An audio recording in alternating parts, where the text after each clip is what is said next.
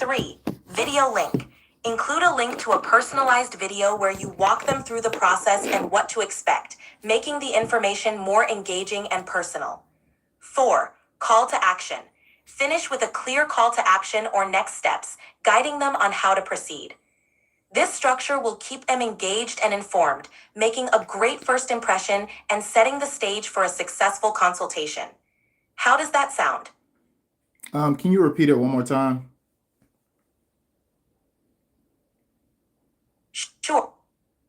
Here's the plan one more time. First, thank you message. Start by thanking them for their inquiry. Second, preparation tips.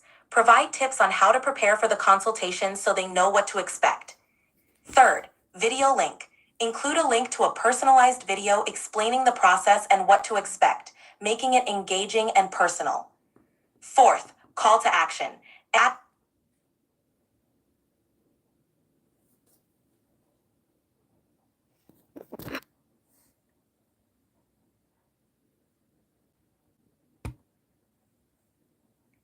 Carry on. Great. With that structure in mind, we can move on to the next piece, the in-person property visit. For the property visit, you'll want to provide a handout or brochure that details the best grass types for their property. This can include visual comparisons, photos, and key features of each grass type, benefits and suitability, a brief rundown of why each grass type might be a good fit for their lawn based on shade, soil, and usage. Maintenance tips, basic care tips for each grass type so they understand what's involved. This handout will help clients make an informed decision and feel confident about their choice, reinforcing your expertise and attention to detail. How does that sound for the next step? I believe that I believe that when I initially sent out the service guide, like brochure, to get them to prepare for the consultation part, I don't want to give them too much information, but I'm probably going to have them understand that, when I come to the property, I'll be looking at the property conditions to determine what's the best grass type, because I don't think it makes sense to give them, information about a grass type without them understand everything that go into it. Even though I know I can do that through video, but I think I just want to prepare them for what's expected. So maybe something in the initial service guide is to say more so, hey, make sure the dogs are put away. If you would like to walk the property, or if you will not be home to do the consultation, just clear instructions of what is the primary scope of the consultation, or any thing that they have within that. They probably should be including that information probably within the inquiry, because I do leave room for them to include additional details. But the second portion, after I send this service guide and it does prepare them for the consultation, I don't feel like they necessarily need a call to action, because they've already made the call to action by submitting an inquiry. So the date of the consultation is already scheduled. I already will be visiting.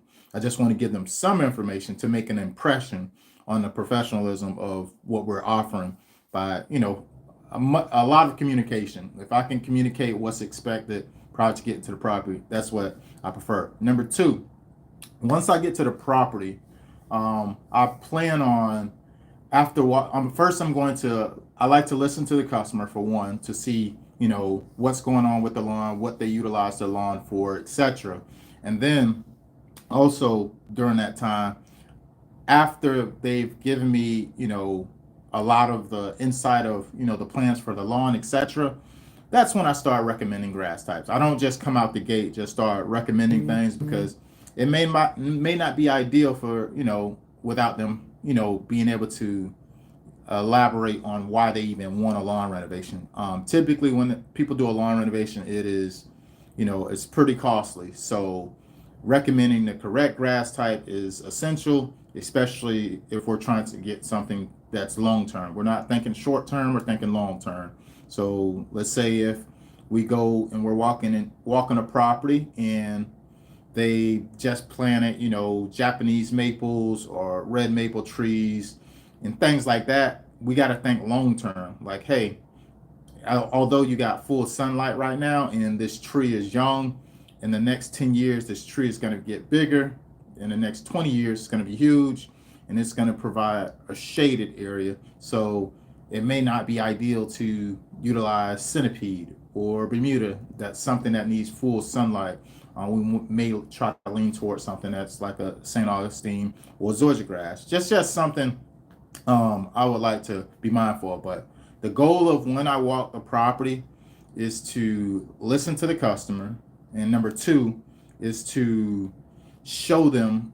I want to have a basically a three ring. I wouldn't say folder, but a paper that's been, I don't know what you call it when they get the plastic and put it on the paper or whatever to secure to make sure it doesn't get damaged by weather. Laminated. There we go. I want to get a laminated guide and have the different grass types on there. And being that we have 17 different grasses in Charleston, we have a little bit more than 17 desired grass types in Charleston. It'll be like I'm thinking it's going to be similar to like not a full page, but like a split page. I don't want something bulky. I want it like a half size. So it's going to be like a 8 by 11 page that's actually, maybe 4 by 5.5, 4 by 5, no, not 4 by 5.5, 4 by 11. So I still want the length of the page, but I just want to be half the size. And I'm going to include probably brief descriptions of 3 different grasses on each side. And on both sides, it'll have it'll basically be 6 grass types that I'll be covering, if that makes sense. That's the goal of when I'm walking the property. So after I leave the property, of course, that we'll be moving on to those next steps, but I just wanted to give you clarity on that so we can be on the same page. Do that make sense?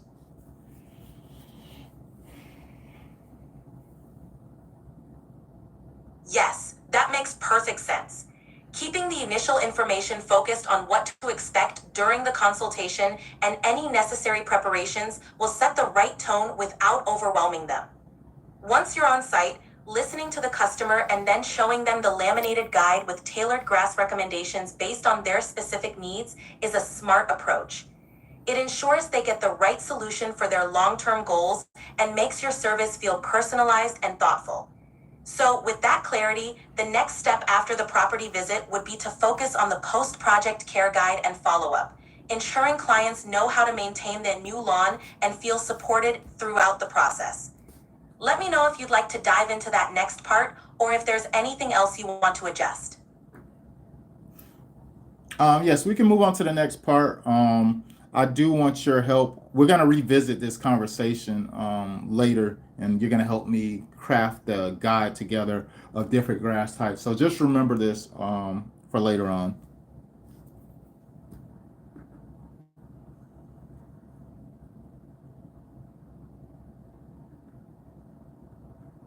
Got it. We'll definitely revisit that guide later.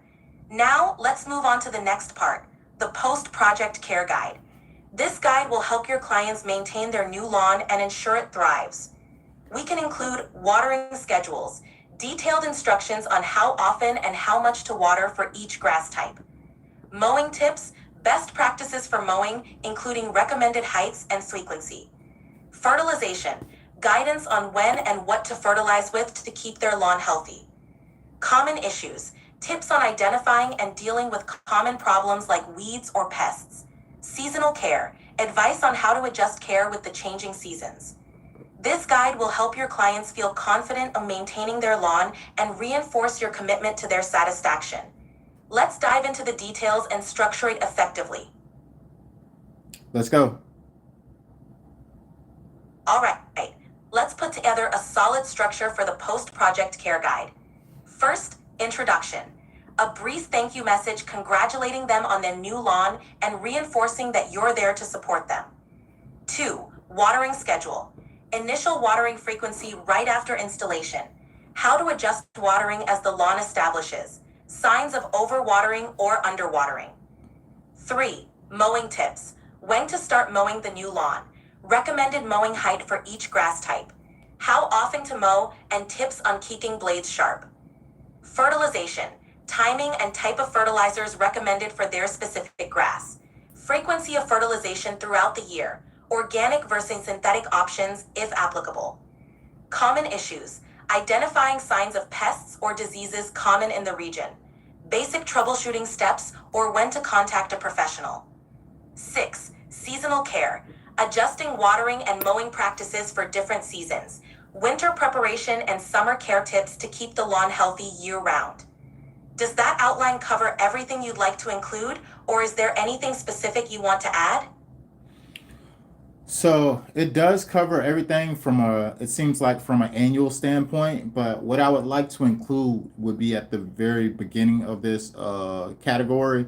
And I want that to be the post care. When I do a sod installation, typically we do 90 days of post care.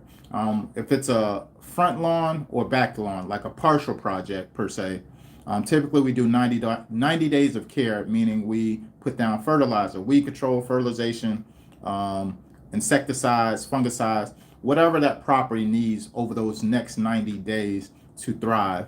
So that's kind of hands off for the client. And throughout that process, also alternatively, we also do, if they're doing a full lawn renovation, meaning the front, back, and sides of their property, typically we're going to do 365 days, 1 year of service for that lawn. So I want to include that at the very beginning because I feel like that's important, but I still want to include the annual guide. What's going on, Satchmo?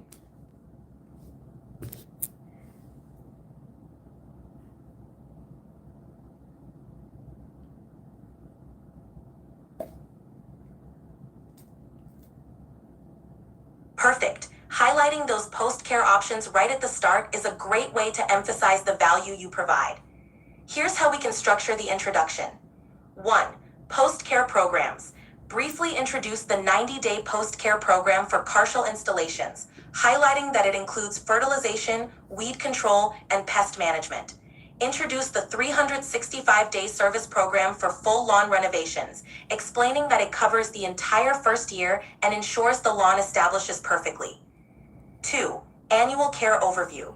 After introducing these programs, provide the annual care guidelines as a long-term resource.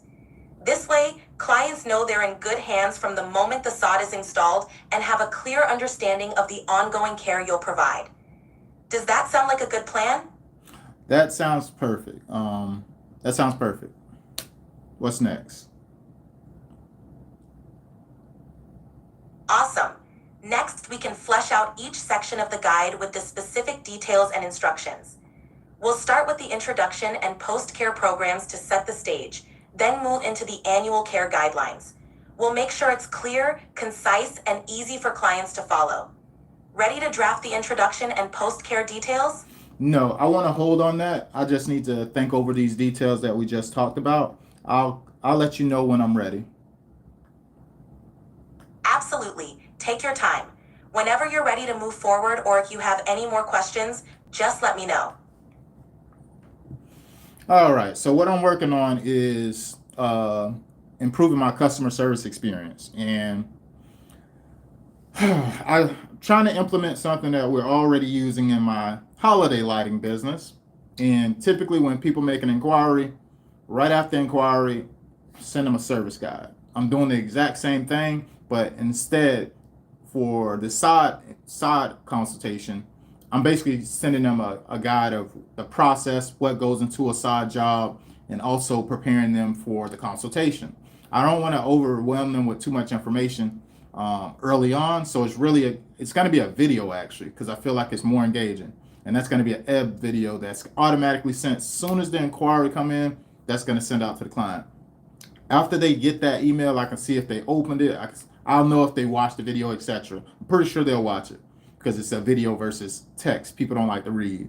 And then 2, after I visit the property, what I'm improving is what's going to be different about my approach than another contractor. I'm coming on, I'm going to have my, not to say a binder, but you know how there's 3 rings on the folder, 3 rings on a piece of paper. I'm going to use like a half of paper, and I'm going to get it laminated. And on that paper, it's going to be three different grasses, and on both sides. So it's 17 different grasses in Charleston. I'm going to have every single one of them listed and a visual of what they look like, so I can show the client. And it's going to be something I keep. I'm not going to give that to the client. That's going to be something that I just show each client. Hey, and this is something I'll show them after I've had a conversation with them, after we've walked the property, etc.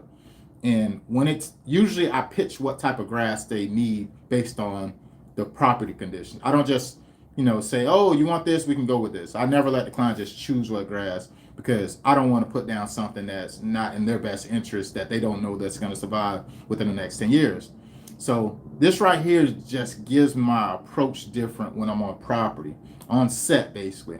Nobody's doing that. And I want to make sure I'm leveling up. I want to continue to improve my process.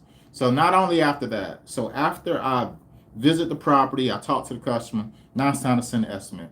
I already got a calculator that I built that I showed y'all on my last live. I built the calculator to put in the square feet, and it tells me exactly the price that I need to charge an account. You need to go watch that one, Satch, if you haven't. It shows exactly the if I say, hey, I can say, hey, St. Augustine, 1825 square feet. It's going to tell me exactly how much sod I need and know exactly where I'm getting it from, etc. It does all that, and I got that. I have that working through Excel sheet, but of course I use ChatGPT to help me craft it. But that right there, after I walk the property, show them what grass. Then when I send the estimate, once I send the estimate, my estimate process is already smooth. Already got it the way I want it. But after I lock the job in, the aftercare, as soon as I move my customer's project over to my pipeline where it says it's completed, it's going to send them an automatic care guide. It's going to send it to them via email, and it's just going to be a annual guide on how to care for their specific type of lawn. But I'm going to give them a physical copy, and this is what's going to be a little bit of a game changer for me. It is going to be it's like going to be the cover letters that you typically use for like your resume. It's going to be like that, but it's going to be nicely branded. It's going to be clear. They're going to be able to look at it and know exactly what it is. But when they open this up, it's going to be, how to care for their lawn, but it's also going to be a resource package with other businesses in it that's relative to, let's say, home services. Like, for instance, I have a Christmas light business. I got my buddy Alex, he does drainage. I got a brother-in-law who does carpentry and redoing bathrooms. I'm going to give them a resource that, based off of their experience with me, that they may already trust the people that's in my guide. And I'm not recommending nobody who don't have a good name. And I'm not trying to, I'm not just trying to put it out there. I'm going to put it out for people who I want to see thrive, that's in my local area, that I know their work is legit and they have integrity and character. Don't typically try to stand behind too many people. But that's the game plan. I want to make multiple impressions. The goal is to kill it when it comes to customer service. We in a new day and age, markets are saturated, and it's hard to demand certain price points if you don't stand out among other people. I need to improve this, because this is going to help me for my next step going back into my business this holiday season, as far as November, because you got to level up. I can't go in with the same energy that I had last year. I got to get better, and better, and better, because you best believe there's another Robert out there somewhere that stinks like I do, or is on beat, and they might even have a team that can, pump this stuff out and surpass, and dominate the market. So I know I have to continue to sharpen. I got to continue to excel and dial into what I'm doing. And this piece right here that I'm talking about, what I like about it is it's incognito. People do not know that all of this stuff is going on. They don't know what's the closing process, or why this business is thriving so much. There's so much things you can do in the background. This is background stuff. I'm just really trying to improve my process with my customer service experience because I definitely feel like that's what takes a business to the next level. Yes, you want to grow by referral, duh, yes, but how are you gonna do that if you're not doing anything that's different than the competition or different than anybody else? So yes, sir. I'm on a rocket, baby. I'm on a rocket. I am on a rocket. We're going to the moon. We're going to the moon. Satch. We have to talk about this. We must talk about this because me and you are on the exact same page. We are on the exact same page. And there's no reason why everything that I'm talking about right now, you shouldn't be working on implementing as well. Because this customer service experience thing, this is how you separate yourself from the competition. Yes, you can do good work, but good work is expected. When they hiring a professional, you go in and do a good job, you're not really exceeding the expectations, y'all. I don't know why people think, oh, I did a good job and it's just what's gonna make me. No, they're looking for something more than just a good job. They're looking for good communication. They're looking for professionalism on all around. They almost want to feel like they know you to an extent. It's a new day and age. People can look up your business, look you up, and figure out a lot about you prior to even knowing you. So don't sleep on that. Satch, I know you're an engineer. We're gonna work this thing out. You got to get on this horse, man. You have to get on this horse. Come on, man. They say you want to go far, take somebody with you. Don't go alone. You want to go fast, you can go alone. But if you want to go far, gotta take somebody with you. And you know you're my co-pilot. So we need to get it together, man. I'm working on the framework right now. If you go back to the beginning of this video, it shows you where from the inquiry coming in to sending out a service guide to the communication process when I'm actually doing a site visit. All these details is what's improving and exceeding my customer service experience when it comes to a new prospect who don't even know me. On the flip side of that, making informative content, whether it's about the holiday lighting or whether it's about the industry as far as sod installation, weed control, that all that plays together. It gotta bond. It gotta make sense. If he delivered with informative information on this side, and then I reached out to him, boom, I got like all this stuff. All this stuff plays well together. And hit a like on this video, man. Y'all need to get my likes up, man. I feel like my videos don't hit that like button. Y'all already in here. Hit that like button. You got 2 people in here. Somebody else already liked it. Hit that like button. But we got to get on it, Satch. We got to get on it because although we may feel like we got an abundance amount of time, getting ahead of the season is what changed the game. It's people that, if we're not within the part of the season where everybody's thinking about it, we got a leg up. So we can take action right now and have all this stuff working like a smooth. You're an engineer, baby. You got to put that. You know how an engine work together. You know all these components that got to work together for this smooth process. More, better, new. You already know this. This is not something I'm, telling you. You already know. We're just we're gonna improve what we already know and make our process better. And that right there alone, we already on the right page. Leads is not a problem. Getting people to inquire is not an issue. My close rate right now for my landscape business is 65%. That is insane. It's insane because the job that we're working on starting tomorrow is a 19K job. And I closed him at I closed it at a high rate, and it was my new rate. I was hoping that I didn't get the job, actually. Not to say I gave him a price that I didn't want it. I priced it how I priced it based on how I recently revised our estimating process. So he could have, I'm expecting for my close rate to go down. I don't want my close rate to be 70%. I want it to be right around 40%. I want to do a lot of estimates, and I want to close a small percentage because they're very high ticket. That's the goal. Like where I'm at right now, that one job is crazy. One job is crazy. And I think there are definitely more to come because the inquiries keep coming in.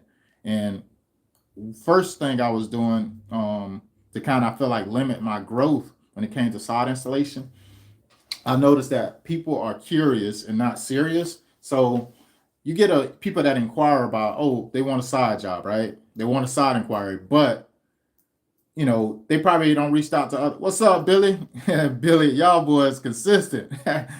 Hey, but yeah, you got people that they make an inquiry, right? And when they make this inquiry, they just curious. They want to know what it costs, etc. But they ain't not necessarily serious about it. They're not ready to spend 5, 10, $15,000 on a lawn renovation. So I start charging like $150 consultation fees for sod installation. My competition that's local and close to me, when somebody's looking up this service, they've been doing that since they started, $150 to $100. That limits inquiries. I need to know that people are curious. If they're curious enough, if I can get on their property and speak to them, I can close them. I can close them if they have a general interest and they understand, because I can explain everything that go into it. People who don't want to buy ain't gonna buy, period. And it's people that I haven't closed, but majority of the people during this time of the season, people are serious. Like they definitely serious. They're not curious. Early on in the season, maybe in, let's say, January, February, when people inquire and the grass is still dormant, they're not as serious. But as the season progresses and the season gets busier, people get that itch to want to, pull the trigger on getting things done as far as sod installation. They're more serious throughout the growing season. So I'm hoping that I can you know get my close rate down. But yeah, man, I just wanted to give y'all a little bit of an overview of when I'm doing my process of improving my customer service experience, because this is what separate the men from the boys. This is what separate the men from the boys. This is incognito work, meaning your competition cannot look at you and say, "Oh, I see them and they posting videos." Maybe they can't look and see all this stuff you got going on in the background. They don't know when you visit a property. The SCO just called me. The SCO just called me. They don't know your specific process of dialing in and getting stuff done like that. So to me, it's a huge deal. It's a huge deal, and I'm treating it with urgency because it has to happen now. I need to implement this now. I can't wait to next week. I can't wait to next month. I'm putting forth the effort to get this completed. I'm using AI to help me with the framework. And AI is very helpful, but you gotta talk to it. Y'all seen? I was just talking to this thing for about 20 minutes. I talk to it a lot because it need to have context. It don't understand it. You have to feed it. You just gotta feed it. When you give it context, it can help you craft it. Like I have an idea, and sometimes it's scattered. It helps me put it together and put a framework and keep it organized for me, and explain how it helps, etc. So it let me know I ain't tripping. But yeah, gotta use it in the best way. These tools, it's a new day and age, and everybody can be improving their processes when it comes to customer service experience. And this go for any industry. It don't matter what you in, whether you in pressure washing, whatever. You need to have impressions. You have to have impressions, multiple touch points, and that a customer feel is valuable, that you didn't have to do. Like I think about this. It's a book I read about Who's Buying You by Max Story. Love it. One of my favorite books. And he said, what you do after the sale is what's really, really vital. What you do after somebody don't spend money with you, like, and you start doing all this other stuff. It's like, dude, who is this person? Anybody else would be trying to get going and move on to them. But this person came over, still double checking my property. This person still followed up the email to see how progress is going after the project. Like just following up, or this person still did these things despite the job being completed 2-3 months ago. This person is still here. What you do after the sale is complete is what really separates you from your competition as well. It's just like, I don't know. That's why when I think about where I am and the growth rate we're at, like, not Not to say there's no such thing as competition, but it's me versus me, baby. It ain't me versus somebody else. Me versus me. You know what I'm saying? Because nobody ain't gonna do what I'm trying to do and trying to implement.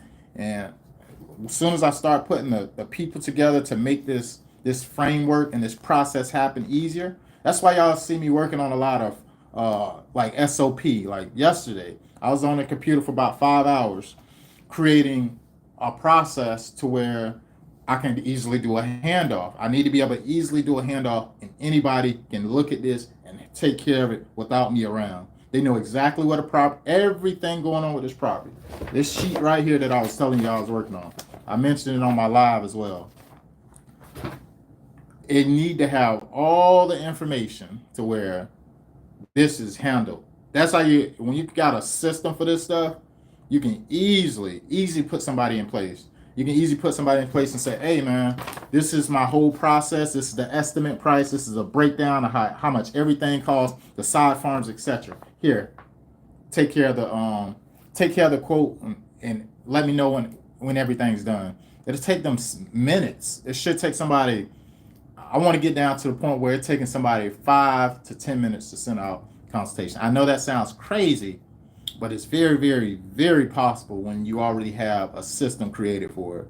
My CRM allows me to create templates to where I can pre-do a full estimate and have every different grass type on there. And as soon as somebody make an inquiry, being that I got this calculator now, I punch the numbers in, boom, I can hit the send button. It should take me 10 minutes. 10 minutes. 10 minutes to send out an estimate to a client once I know their square footage. Once I know the square footage, and of course, when I visit the property, I can evaluate other things. But after I know the square footage, I should be able to send that estimate out fast. Success loves speed, and the longer it takes for me to send out an estimate to a client, the longer it takes them to make a decision. They can't make a decision if they don't know how much it costs. But that's all I wanted to chop it up with y'all about, man, because I'm working and I want to make sure I get this stuff done. So after I get everything crafted out, of course, y'all see the type of conversations I'm having with AI, but I'll let you know how it play out, because in reality, when I'm doing it, I'm making improvements to my original thought process. Like when I was just working just now, I was like, you know what? It's like, you know what? I was listening to it talk to me. And I was like, you know what? I actually want to include a brochure on hand. That way, when I'm on the property, they can actually get a visual of what I'm trying to say that we should be putting in their lawn. And I did a little bit of a survey the other day, and I had the wife, I had my daughter and stuff. We walked out. We got 7 different grasses in my yard, in the backyard, and this intentional. I put out Zion zoysia, I put out Zenith zoysia, I got St. Augustine, I have Icon zoysia, and I have Bermuda. And I was like, hey, let's walk across these grass types, and I want y'all to give me your best. What do you think is the best? What feels best on your feet? You know what I mean? Barefoot grass, basically. Because I get a lot of clients just like, I want something that's nice and soft. I feel like soft is relative based on the grass type that you have. So if they got something like a centipede, it could be prickly. If you got something like a St. Augustine, it could be prickly, depending on which type of St. Augustine you have. Tam Star may be a little bit more softer. Cobalt may be a little bit softer. But for the most part, we just did a short survey to just get perspective on real experience. Real people walking it, and I had them do it individually, so nobody had a biased opinion. I took my daughter's, high schooler. I say, hey, let's walk across the backyard. I want you to rub your toes in this grass, like try to grab the grass with your toes, because I want you to feel if this grass is better than any other one. And all of them, even myself, Zion zoysia was very soft, very soft. I was like, man, she's like, this grass feels really good. All the other, if which one would you say is second? If you had to compare, just getting a comparison. And I got that from my wife as well. So that gave me an idea that, hey, from a small scope of actual real experience, and myself, of course, and I had my son do it as well. But all of our experience was, hey, this is some soft grass. Now, when I go to a client, even though I already knew this, a lot of different farms will label the grass as barefoot grass. And that's not necessarily true. Some of these grasses are not as barefoot as you would desire. You get what I mean?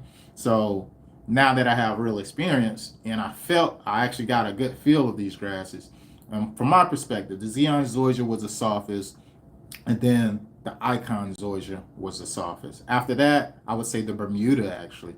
We have Tip Top Bermuda. It was okay, but it was kind of prickly. After that, everything else is just kind of hard. The St. Augustine was, I have Palmetto St. Augustine. It was pretty, my my son and my daughter, they felt like it was like thorns. The Icon, the Zenith Zoysia felt like the centipede grass, and the centipede was kind of, it wasn't his best. So they're like, nah, we don't like those. Those don't feel good on your feet. But anyway, just real experience, stuff like that. And this, when I'm walking the property with a customer, I can explain this to them. My phone keep going crazy, but just getting clarity on this stuff here. Right now I'm working on the computer, and I'm almost done with my guide. I'm gonna finish up this guide. I'll be following up with y'all and letting y'all know how much progress I made, because I got a few things that I need to knock off on this list for today, and I also have to I got about 5 estimates I need to go out and visit. I'm waiting to traffic die down, because if you get out there around about 10:30, traffic's probably clearing up by now. It's really heavy on traffic from 7 a.m. to about 9:30, 10. So I like to drive smooth and get to these properties and be able to maneuver and get to the whole other side of town and get back in convenient timing. Timing is everything right now. I just got to reach out to these people and start seeing how my new rate's gonna do. Because being that I created a new rate, I need to test it to see is that close rate gonna go down. Because I did like 4 quotes the other day, and in reality, I told her, I said, hey, out of these 4, when I was on the property and I talked to this person, they were so serious. I know that I'm closing at least 2 of those. I know for a fact. Sure enough, I closed 2, but matter of fact, I closed all 4. I was like, hold on. I didn't want to close all 4. I didn't want to close all 4 of these. That made me think my price is too low. But when I changed my rate, you know what I'm saying? I'm going to continue to raise my price. If the demand continues to pick up, I'm going to be locking in the exact jobs that we want to do. So I'm cool with that. But I'm about to get to work, y'all. Appreciate you joining. If you missed it, I was talking to AI early in the video and improving my process and my framework. But I'm going to get going because I got work to do. Later.